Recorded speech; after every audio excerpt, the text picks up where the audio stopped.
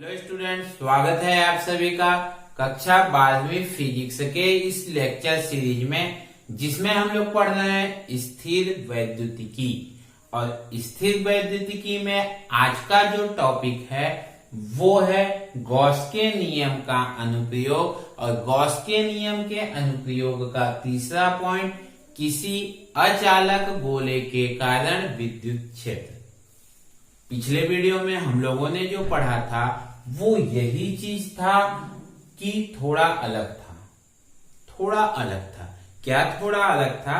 वहां हम लोगों ने जो पढ़ा था वो था सुचालक गोले के कारण विद्युत क्षेत्र। और अभी जो हम लोग पढ़ने जा रहे हैं वो है अचालक गोले के कारण विद्युत क्षेत्र। अब अचालक और सुचालक गोले में अंतर क्या है, इसको थोड़ा सा मैं आपको क्लियर कर दूं कि अचालक कोई एक गोला है, ठीक है। ये अचालक गोला है जब इसको प्लस क्यू आवेश दिया जाता है, या कहूं कि जब इसको क्यू आवेश दिया जाता है और ये यदि धनावेश है तो ये धनावेश इस गोले के, मैं किसकी बात कर रहा हूं, अचालक गोले के लिए। तो अचालक गोले को जब दिया जाता है तो धनावेश इसके अंदर ऐसे जहां पर दिया जाएगा, अगर यहां पे दिया जाएगा यहां पे रुक जाएगा, नहीं फैलेगा। यहां पे दिया जाएगा यहां पर रुक जाएगा, यहां दिया जाएगा यहां रुक जाएगा। मतलब जिस पॉइंट पर दिया जाएगा वहीं पर धनावेश क्या होगा, रुक जाएगा। ऐसे धनावेश आगे नहीं बढ़ेगा। जबकि हम लोगों ने सुचालक गोले में ये देखा था कि यदि सुचालक गोले को प्लस क्यू आवेश दिया जा रहा है तो सुचालक गोले के पृष्ठ पर संपूर्ण धनावेश एक समान रूप से क्या हो रहा है, वितरित हो रहा है।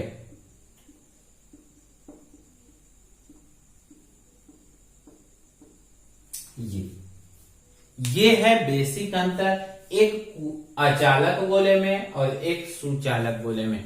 अचालक गोले को हम जहां पर आवेश देते हैं वहीं पर रुक जाता है, जबकि सुचालक गोले में जब हम इसको आवेश देते हैं तो संपूर्ण आवेश इस पृष्ठ के ऊपर बाहर में एक समान रूप से वितरित हो जाता है। क्लियर है स्टूडेंट? अब बात यह है कि हम लोगों ने जो इसके लिए डेरिवेशन पढ़ा था, क्या इसका भी वैसे ही बनेगा?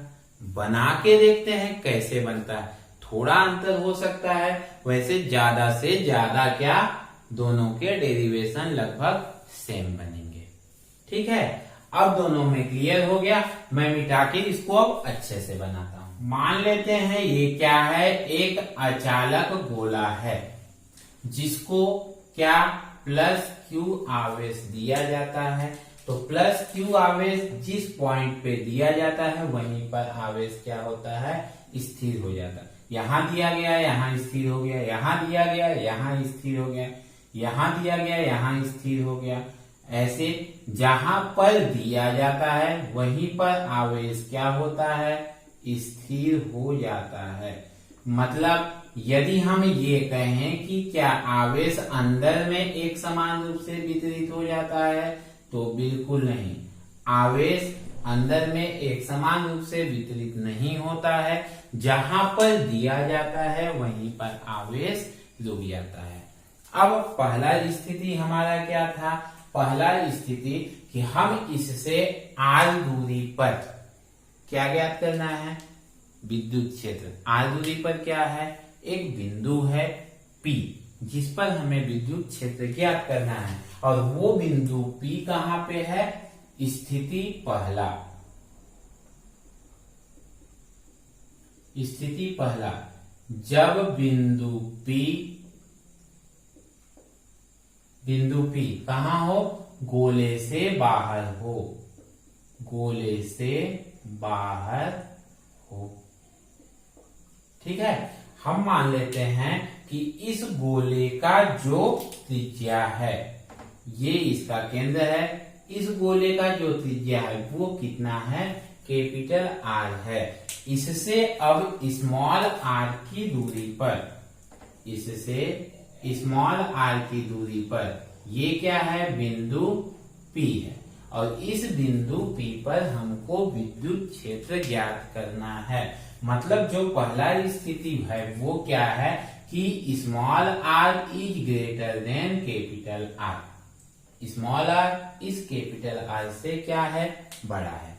अब हम क्या करते हैं कि इस स्मॉल आर की त्रिज्या को लेकर एक और गोले का क्या करते हैं, निर्माण कर देते हैं। ये ऐसा क्यों करेंगे, ऐसा इसलिए करते हैं कि जब गोला नहीं है बाहर वाला तब ये क्या है, एक खुला पृष्ठ है, और खुले पृष्ठ पर गॉस का नियम तो नहीं लगेगा। गॉस का नियम लगाने के लिए हम क्या करेंगे, इसको गॉसीय पृष्ठ बनाएंगे, और गॉसीय पृष्ठ बनाने के लिए एक गोले का निर्माण करते हैं। अब क्या बन गया, एक गॉसीय पृष्ठ बन गया। क्या बन गया, एक गॉसीय पृष्ठ बन गया। अब जब एक गॉसीय पृष्ठ बन गया तो हम इस पर दो तरीके से फ्लक्स लगा सकते हैं। पहला फ्लक्स क्या होगा, परिभाषा के अनुसार, परिभाषा के अनुसार, ठीक है। परिभाषा के अनुसार क्या करते हैं, हम यहाँ पर एक अल्पांश ds की क्या करते हैं, कल्पना करते हैं। हम एक अल्पांश ds की कल्पना करते हैं। अब ये ds एक अल्पांश है तो इसका क्षेत्रफल सदिश क्या होगा, क्षेत्रफल सदिश इसी के क्या होगा, लंबवत होगा। अगर ये कोई अल्पांश है क्षेत्रफल सदिश क्या होगा, इसके लंबवत ऐसे होगा। ये इसके, ये क्या है, एक गोला है, गोले से उसके लंबवत ही क्या होता है, क्षेत्रफल सदिश होता है। दूसरा चीज, विद्युत क्षेत्र की दिशा क्या होगी, विद्युत क्षेत्र की दिशा ये क्या है, धनावेश है, तो धनावेश से बाहर की ओर, और ये गोला है तो ये क्या होगा, इसके लंबवत। मतलब विद्युत क्षेत्र की जो दिशा होगी वो क्या होगी, यही होगी, ठीक है। ये विद्युत क्षेत्र की दिशा हो गई, और ये क्या हो गया, क्षेत्रफल सदिश ds की दिशा हो गई। दोनों के बीच में जो थीटा बन रहा वो क्या है, 0 डिग्री है, ठीक है।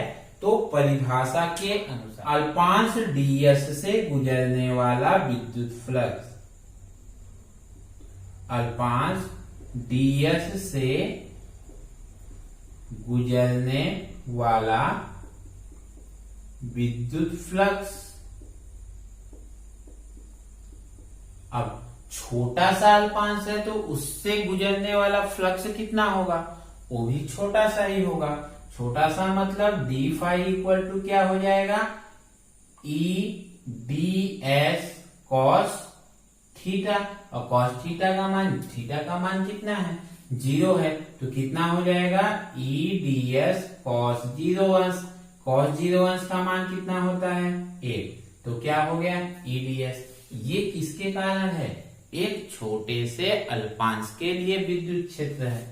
एक छोटे से अल्पांश, अपने को किसके लिए निकालना है, एक संपूर्ण गोले के लिए, और संपूर्ण गोले के लिए जब निकालना होगा तो क्या करेंगे, हम इस अल्पांश के कारण जो फ्लक्स है उसका समाकलन कर देंगे।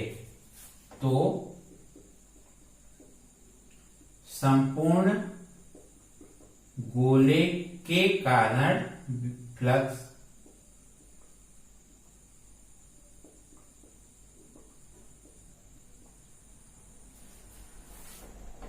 फाई इक्वल टू क्या हो जाएगा, समाकलन ऑफ डी फाई, ठीक है। और डी फाई का मान कितना है, समाकलन of E into D S, ठीक है।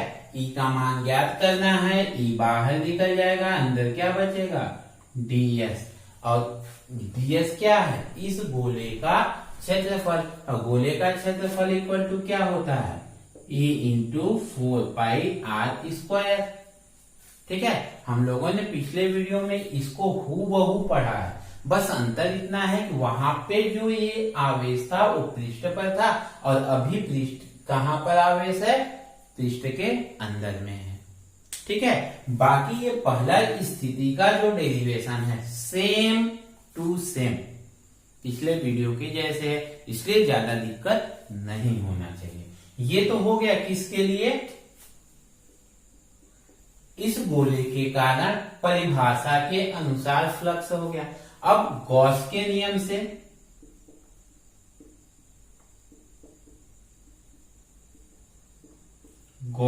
नियम से phi equal to Q by epsilon naught. ठीक है, फाई का मान समीकरण 1 से रख देता हूं। समीकरण 1 से फाई का मान रखने पर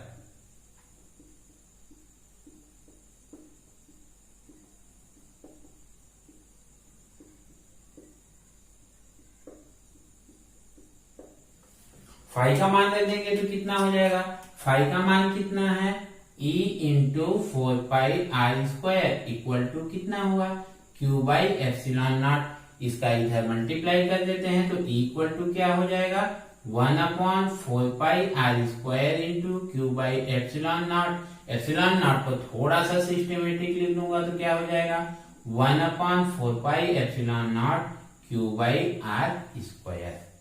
ये किस कारण प्राप्त हुआ है, ये तब मिला है जब बिंदु कहां पर हो, गोले से बाहर हो।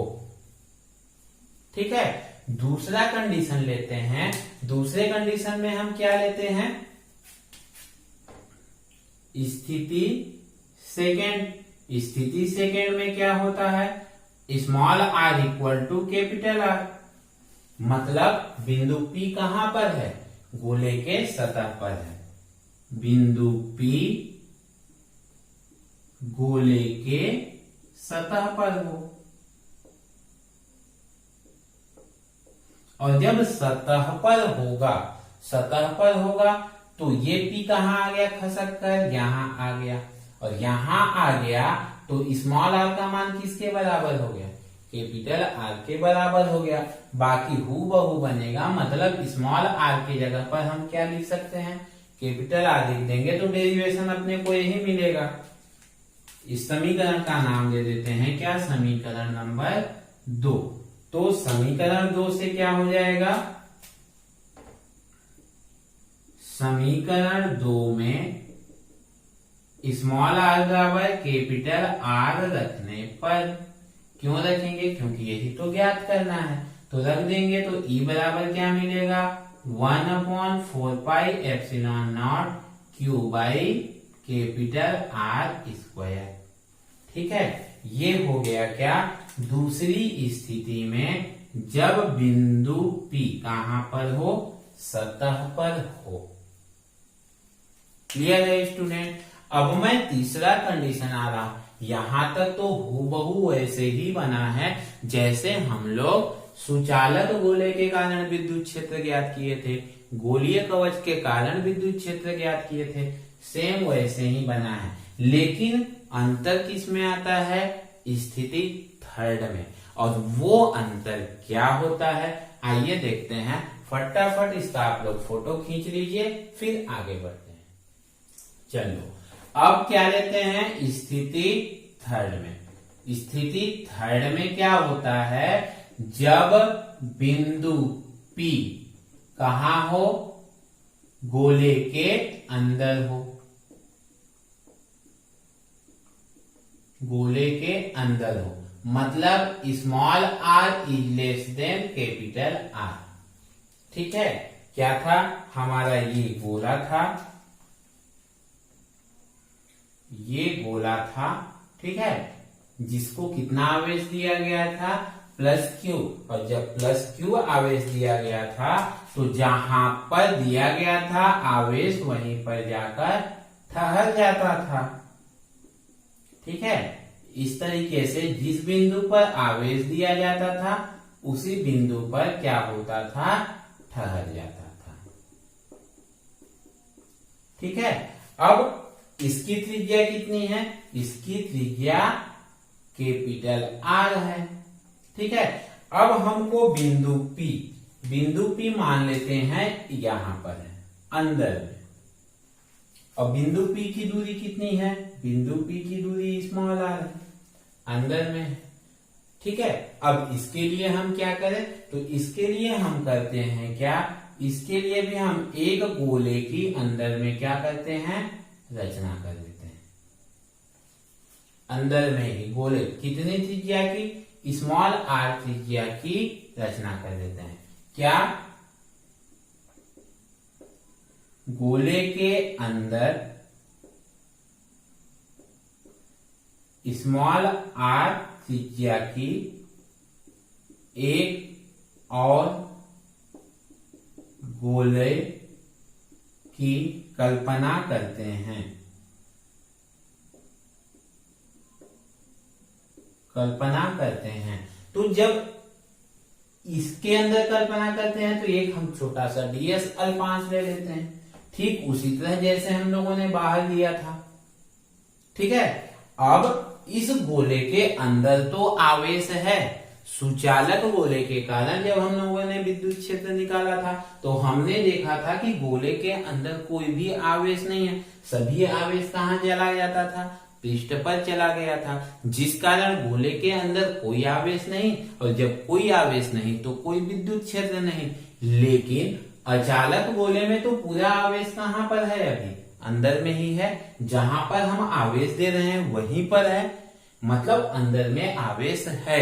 और जब अंदर में आवेश है तो उसके लिए विद्युत क्षेत्र तो निकलेगा, चाहे जितना निकले, जितना निकलता है हम निकाल के देखते हैं कितना निकलता है। तो परिभाषा के अनुसार क्या हो जाएगा, परिभाषा के अनुसार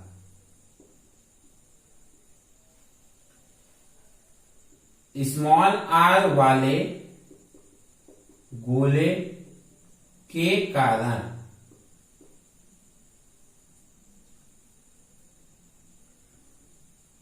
फ्लक्स कितना हो जाएगा, फाई बराबर समाकलन, आप पूरे का समाकलन कर देंगे पूरे का निकल जाएगा, कितना हो जाएगा E इंटू ds। इसमें भी तो विद्युत क्षेत्र और क्षेत्रफल सदिश 0 डिग्री पे होंगे, eds ही आएगा, E बाहर निकल जाएगा तो कितना हो जाएगा, समाकलन ऑफ ds, और ds का मान क्या हो जाएगा, अंदर वाले गोले का क्षेत्रफल, मतलब E इंटू 4 पाई r स्क्वायर। ठीक है, ये तो हो गया क्या, परिभाषा के अनुसार फ्लक्स। अब देखते हैं हम लोग किसके अनुसार, गॉस के नियमानुसार। गॉस के नियम से, गॉस के नियम से फाई बराबर क्या हो जाएगा, इस छोटे वाले गोले के अंदर संपूर्ण आवेश, अब बड़े वाले गोले का आवेश संपूर्ण आवेश तो Q है, तो इस छोटे वाले गोले का हम आवेश क्या मान लेते हैं, हम इसका आवेश मान लेते हैं कितना है, Q डैश है। फिर से हम इस बड़े गोले का आवेश कितना है, प्लस Q आवेश है। ठीक है, अब इस गोले, छोटे गोले के अंदर का आवेश कुछ तो अलग होगा, हम वो मान लेते हैं कितना है, Q डैश है। तो Q डैश है तो कितना हो जाएगा, phi equal to Q dash by epsilon naught होगा। ठीक है, अब इस Q डैश का मान कितना होगा, इस Q डैश का मान कितना होगा, ये बड़ा गोला क्या है, बड़े गोले का कुछ आयतन है, बड़े गोले का आयतन क्या होता है, 4/3 पाई r क्यूब, गोले का आयतन यही होता है 4/3 पाई r क्यूब। और जब बड़े वाले गोले का आयतन 4/3 पाई r क्यूब, पाई r मतलब कैपिटल है, और उस पूरे आयतन में आवेश कितना है, प्लस Q। लिख देता हूं, चूंकि 4/3 पाई r क्यूब आयतन वाले गोले का आवेश कितना है, Q है। 4/3 पाई r क्यूब आयतन वाले गोले का आवेश कितना है, Q है। तो एकांक आयतन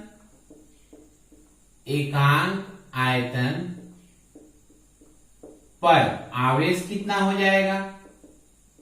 एकांक आयतन पर आवेश कितना हो जाएगा? Q by 4/3 pi R cube. ठीक है, यहां पर थोड़ा सा मिस्टेक हो रहा है। क्या मिस्टेक हो रहा है? हम बड़े गोले के लिए ले रहे हैं तो ये क्या होगा? कैपिटल आर होगा। ये क्या होगा? कैपिटल आर क्यूब होगा। ठीक है, अब अगर एकांक आयतन पर इतना आवेश है तो इस छोटे वाले गोले का आयतन कितना होगा? छोटे वाले गोले का आयतन 4/3 पाई आर स्मॉल आर लगेगा, स्मॉल आर क्यूब। मतलब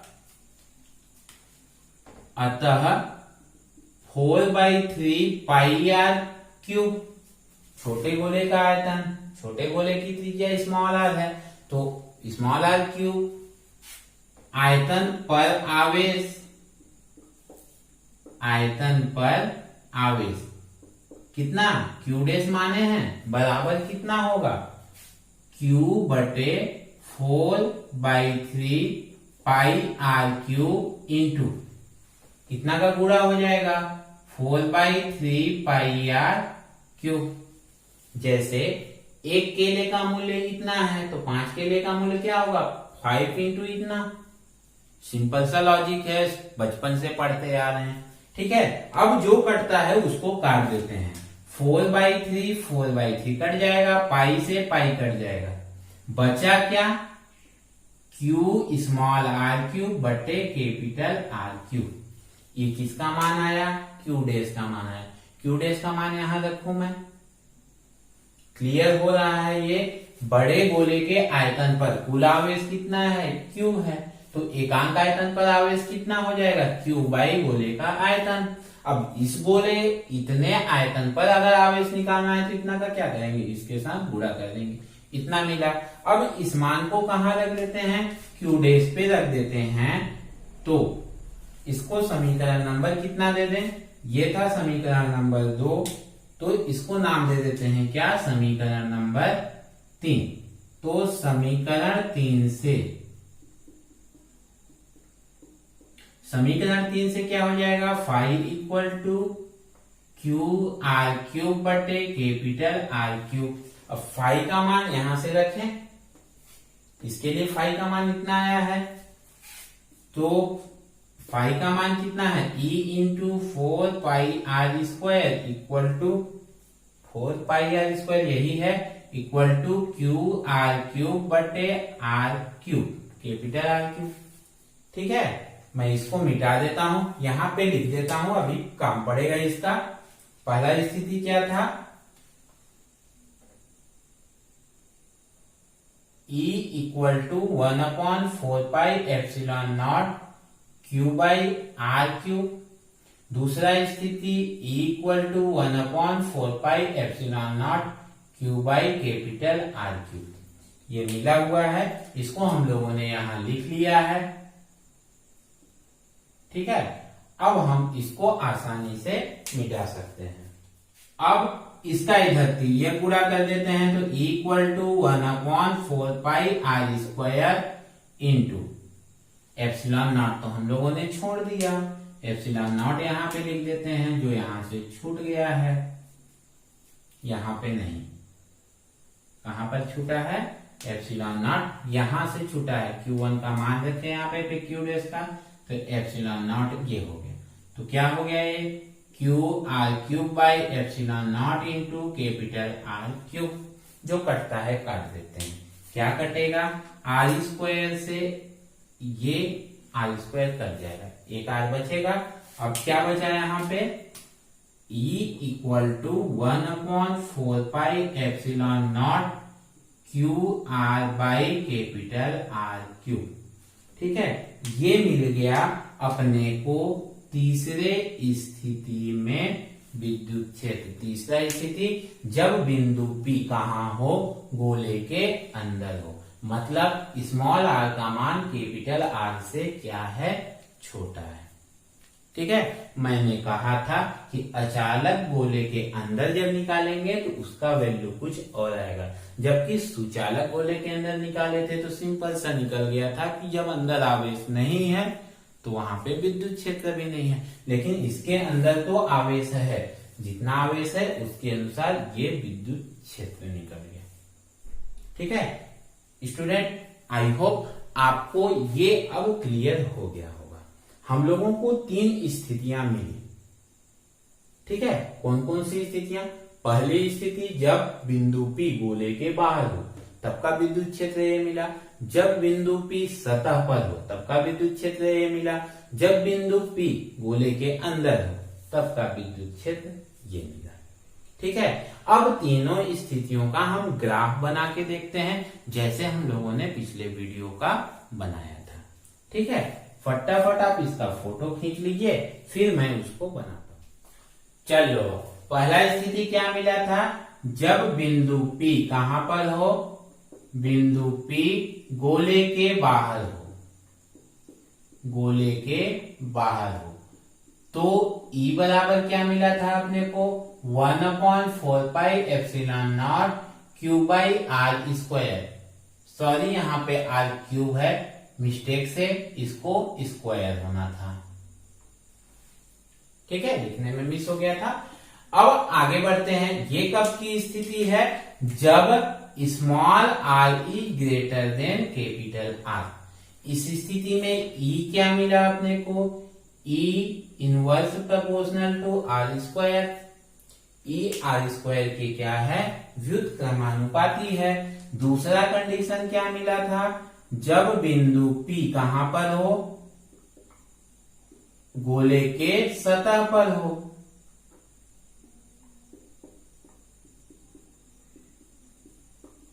सतह पर हो तो E बराबर क्या मिला था? 1/4πε0 Q/R²। यही तो मिला था। ठीक ना, मतलब इस स्थिति में E का मान क्या है? नियतांक है, स्मॉल r पे किसी भी प्रकार से वो निर्भर नहीं कर रहा है। और तीसरा स्थिति जब बिंदु P कहां हो? गोले के अंदर हो, गोले के अंदर हो, तो E बराबर क्या मिला था अपने को? 1/4πε0 Q/R3। मतलब इस स्थिति में क्या है? Small r is less than capital R। तब क्या हो रहा है?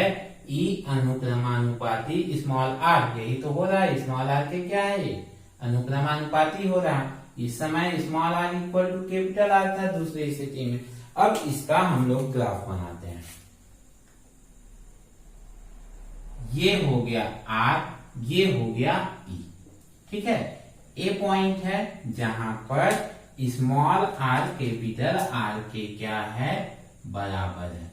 ये इधर स्मॉल r कैपिटल R से छोटा और इधर स्मॉल r कैपिटल R से क्या हो रहा? जैसे जैसे आगे बढ़ेगा मान बढ़ेगा।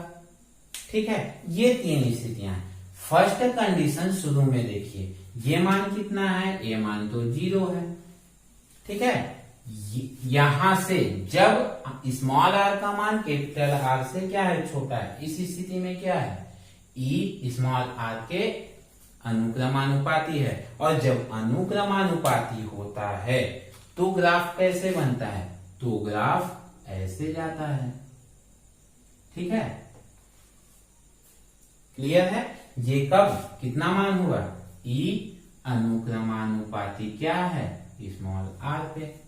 ठीक है, फिर जब E का R का मान कैपिटल R के बराबर होता है उस स्थिति में क्या है? इसका मान नियत है।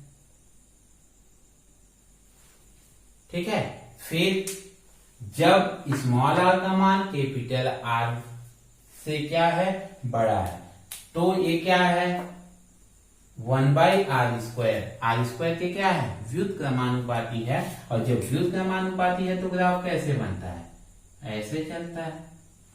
ठीक है, और इसको झुका देता हूं, ये ग्राफ ऐसे चलता है। ठीक है, ये कब की स्थिति मिली? ये स्थिति मिली है E व्युत्क्रमानुपाती r स्क्वायर। ठीक है, और ये कौन सा स्थिति है, ये है इस समय कितना मान है, E का मान नियतांक है, E बराबर 1/4πε0 Q/r square, capital R square. ठीक है स्टूडेंट, ये हो गया इसका ग्राफ। हम लोगों ने पिछले वीडियो में भी इसको पढ़ा था, इसलिए अब ज्यादा परेशानी नहीं हुआ होगा। आई होप आपको ये क्लियर हो गया होगा। अगर आपको वीडियो पसंद आया होगा तो प्लीज वीडियो को लाइक कीजिए, चैनल को सब्सक्राइब कीजिए और अपने दोस्तों में शेयर कीजिए। आज के लिए बस इतना ही। अगले वीडियो में हम गॉस के नियम के अनुप्रयोग के अगले पॉइंट को देखेंगे कि समतल चादर के कारण विद्युत क्षेत्र कैसे ज्ञात किया जाता है। आज के लिए बस इतना ही। Thank you for watching.